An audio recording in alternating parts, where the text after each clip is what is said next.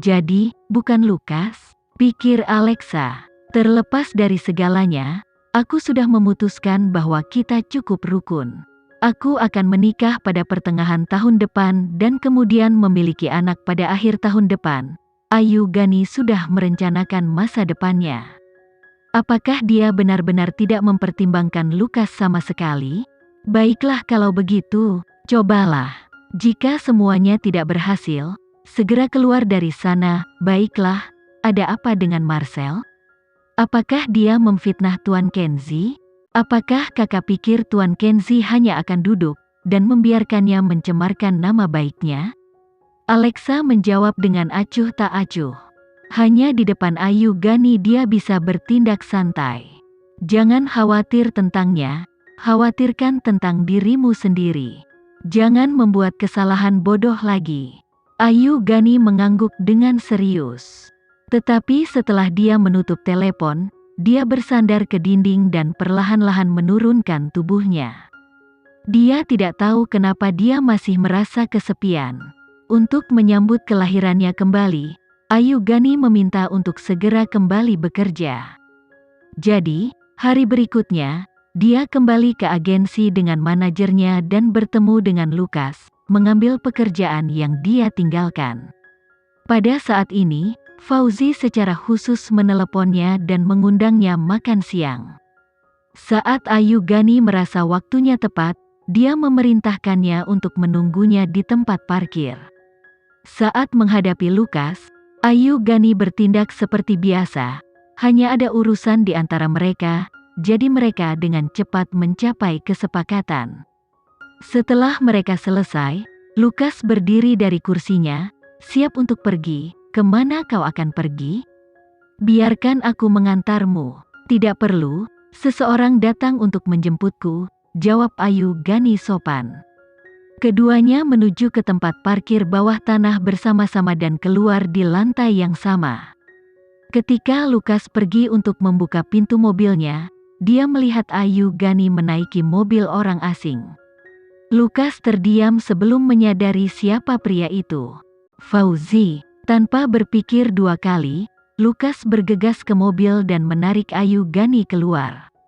Apa yang kau lakukan? Lukas menyeretnya ke mobilnya dan memaksanya naik, mengabaikan teriakan Fauzi saat dia pergi dengan Ayu Gani. Beri aku penjelasan. Ayu Gani sedikit memutar tubuhnya dan berbicara dengan nada dingin. Lukas memiliki ekspresi gelap. Setelah mengendarai mobil ke tempat yang sunyi, dia menenangkan diri dan akhirnya bertanya, bagaimana kau kenal Fauzi? Ayu Gani juga terkejut bahwa Lukas mengenal Fauzi. Rasa penasarannya tiba-tiba mengatasi kemarahannya ketika dia menjawab, seorang teman lama memperkenalkan kita, apakah kau punya otak? Temanmu sengaja menipumu, Amanda. Kau bukan anak kecil lagi, bisakah kau menjadi sedikit lebih tahu? Apakah kau tahu seberapa terkenal Fauzi di kalangan sosial gay? Lukas bertanya dengan kecewa. Ayu Gani terdiam. Kapan kau bisa mulai memiliki mata yang lebih baik untuk pria? Setidaknya aku tidak sepertimu. Aku tidak berkeliling membantu satu orang dan mendukung yang lain. Ayu Gani begitu marah hingga tanpa sadar dia mengatakan pikiran terdalamnya. Lukas terdiam. Ayu Gani menyadari bahwa dia telah mengatakan sesuatu yang tidak seharusnya. Dia dengan cepat menutup mulutnya dan melihat keluar jendela. Pada akhirnya, Lukas menyerah duluan dan menyalakan kembali mobil. Biarkan aku mengantarmu pulang. Aku hanya ingin menemukan seseorang yang tidak memandang rendah diriku. Mata Ayu Gani mulai memerah. Jadi bagaimana jika aku seorang supermodel internasional? Di mata orang lain, aku hanya sepasang sepatu yang rusak. Tubuh manusia tidak sepenting yang kau pikirkan. Hanya karena kau menganggap dirimu sebagai sepasang sepatu yang rusak, tidak berarti semua orang juga. Lalu jika kau adalah aku, apakah kau menginginkanmu? Ayu Gani berbalik dan bertanya dengan emosional. Setelah bertanya, dia merasa terlalu impulsif. Terkadang, ketika berhadapan dengan cinta, dia akan kehilangan akal sehat. Tidak peduli berapa kali dia mendapat pelajaran, dia tidak akan belajar dari kesalahannya. Lukas menoleh dan menatap Ayu Gani sebelum menjawab dengan nada serius. Tidak ada seseorang yang terus-menerus meragukan diri mereka sendiri. Lukas selalu memberikan jawaban yang kuat dan kali ini tidak berbeda. Dia menggunakan intinya untuk menunjukkan bahwa kondisi Ayu Gani saat ini tidak hebat. Pada saat yang sama, ia juga menghindari menjawab pertanyaan sulit Ayu Gani dengan memainkan bela diri di sekitarnya.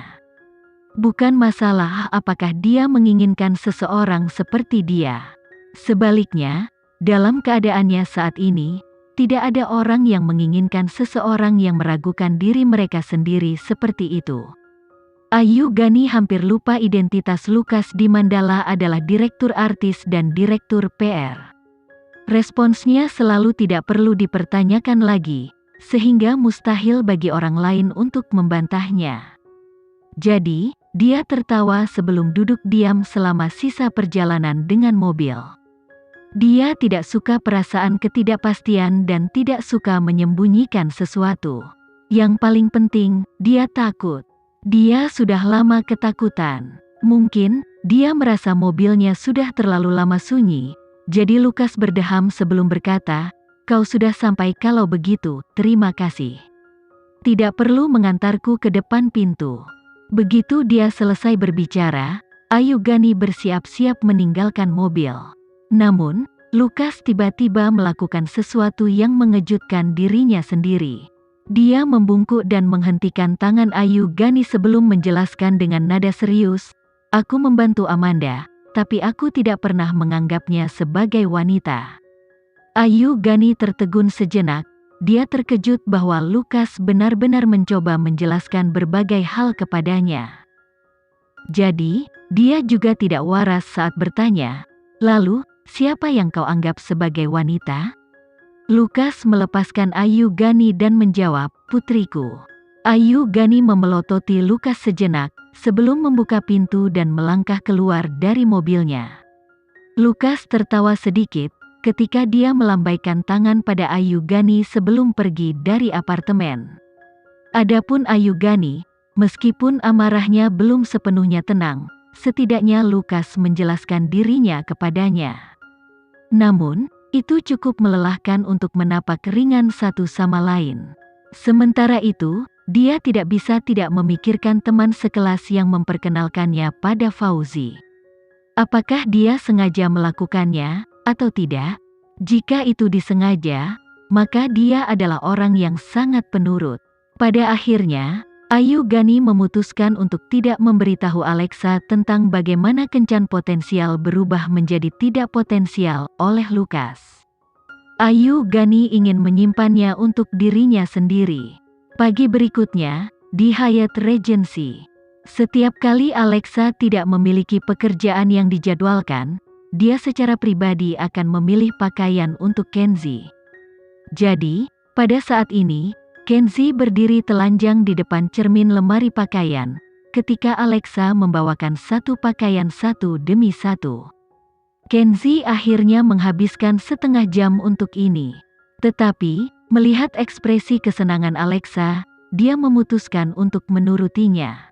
"Aku ada sesuatu yang harus dilakukan malam ini. Setelah itu aku akan langsung menuju jamuan dari sana. Gilang akan menjemputmu sehingga kita bisa bertemu di pintu masuk dan pergi bersama." Alexa berada di tengah-tengah membantu Kenzi menaikkan kancingnya. Melihat tubuh sempurna Kenzi, dia tidak bisa tidak diingatkan akan lawan kurusnya. Meskipun dia tidak ingin orang lain melihat tubuh istrinya, jika satu pandangan bisa menjamin kemenangan instan, itu tidak akan banyak kerugian, kan? Kenzi menunduk dan melihat ekspresi di wajah Alexa. Sebenarnya, Alexa tidak perlu mengatakan apapun kepadanya agar tahu apa yang dipikirkannya. Dia sangat berpengalaman dalam menyaksikan istrinya dihina. Setiap kali itu terjadi, dia merasa seperti memuntahkan darah dari semua kemarahan yang meluap-luap. Karena pengertian inilah Kenzi tidak ingin Alexa menderita karena dia.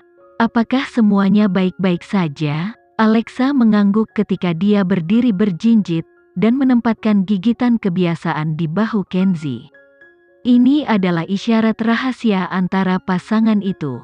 Terlepas dari apakah Alexa bahagia atau sedih, dia akan menggigitnya seperti ini. Pada saat yang sama, terlepas dari apakah Kenzi terluka atau tidak, itu tidak akan muncul di wajahnya. Dia hanya menarik Alexa ke pelukannya dan mencium pipinya, sebelum mengenakan jaket dan meninggalkan rumah mereka dengan puas. Alexa berdiri di dekat jendela dan menyaksikan mobil Kenzi menjauh. Dia meletakkan tangannya di atas jantungnya yang berdebar kencang.